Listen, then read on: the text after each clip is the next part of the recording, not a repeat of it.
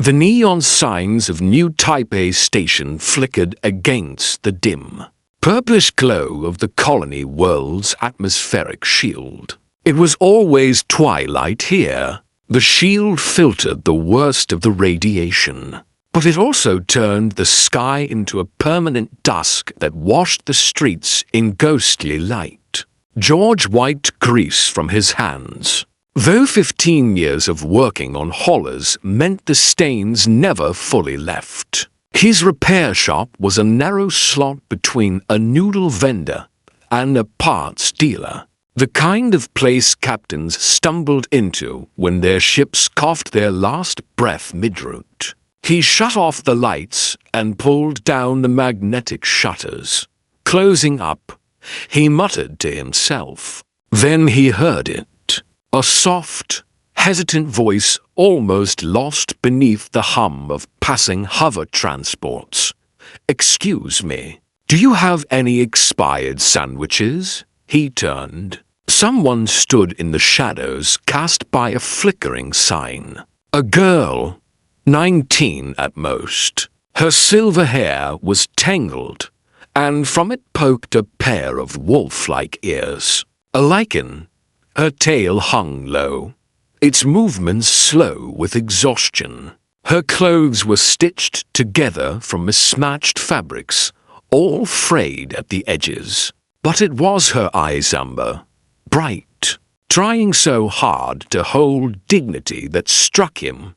The Lykan refugees. George had heard the stories. Fenris Prime, their home, glassed by the Kthan Empire 6 months back.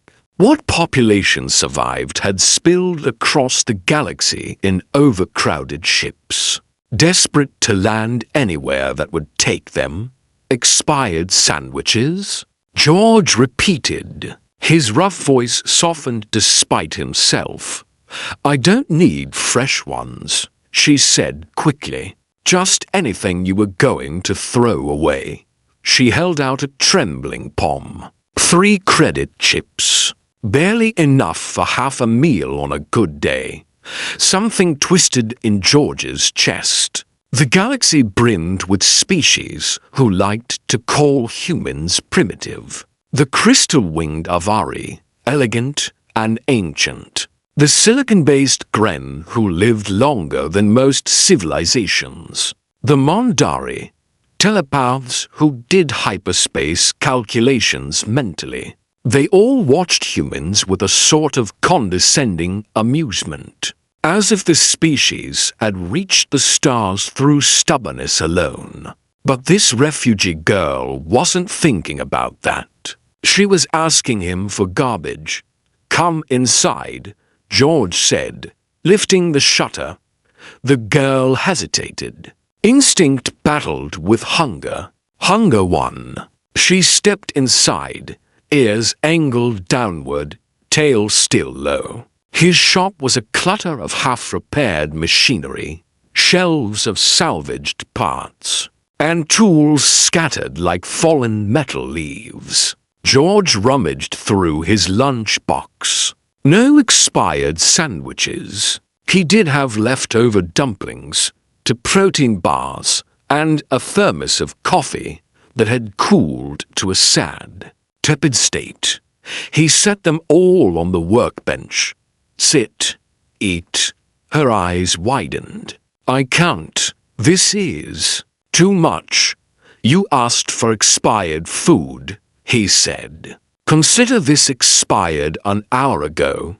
"Sit." She sat. She tried to eat with restraint, but hunger broke through. Every bite hit her like a reminder of what her body had been denied. George pretended to organize tools, giving her the illusion of privacy. "What's your name?" he asked after a few minutes. "Lora," she said quietly. "I've been here 3 weeks. The refugee center is full. They say more ships are coming, but..." Her voice trailed off. The rest didn't need to be spoken. No one wanted more Lykan refugees.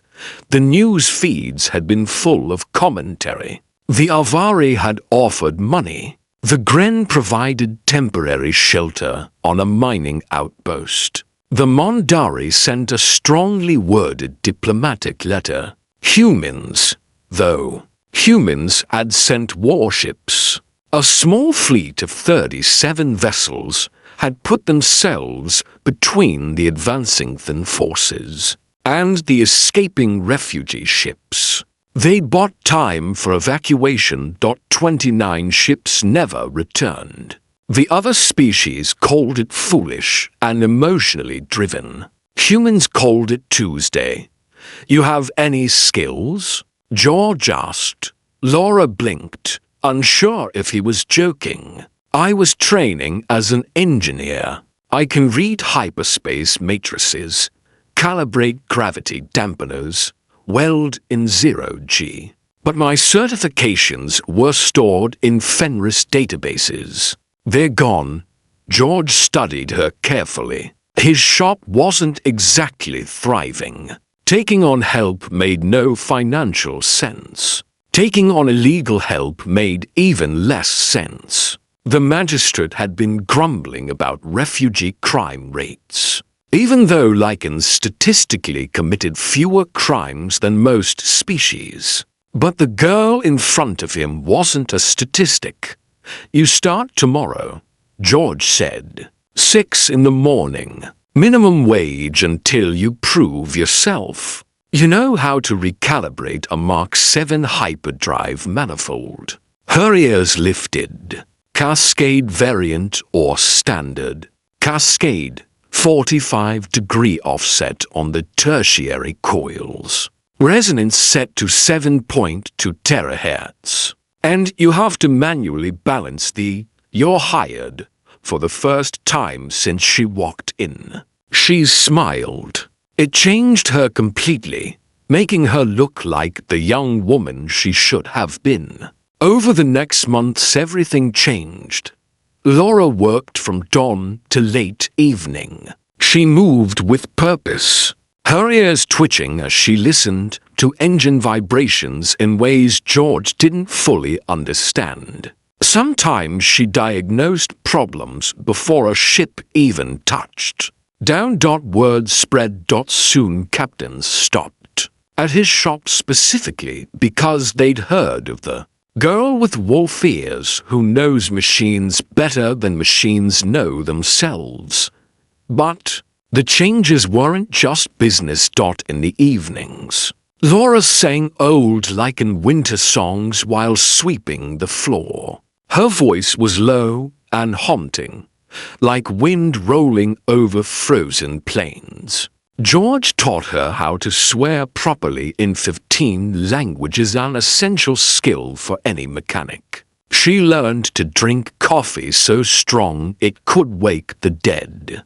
George learned that Lykans could detect faulty components by sound alone, picking out imperfections with uncanny accuracy. When the colony magistrate arrived asking pointed questions about unauthorized workers, George had legal work permits ready. He had taken every favor he had, but they were real. When xenophobic punks spray-painted slurs across the shop's exterior, Lora came in the next morning to find George already repainting, a baseball bat leaning casually nearby. Humans are strange, Lora said one evening as they closed up. Weird, George corrected. Weird works too. She brushed hair behind an ear. The Avaris say you're primitive. The Gren call you impulsive. The Mondari think you're emotionally unstable. George shrugged while locking the register. Maybe ultra, but you were the only ones who helped. Her voice cracked. When Fenris burned, the others sent thoughts and messages. You sent your sons and daughters. George didn't answer at first. When he finally did, his voice was quiet.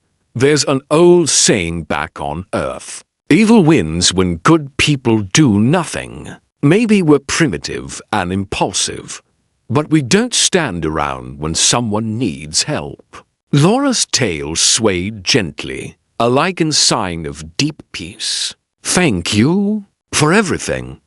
Thank you for asking about expired sandwiches, he said gruffly. Best business decision I ever made, as they stepped out onto the neon-lit street.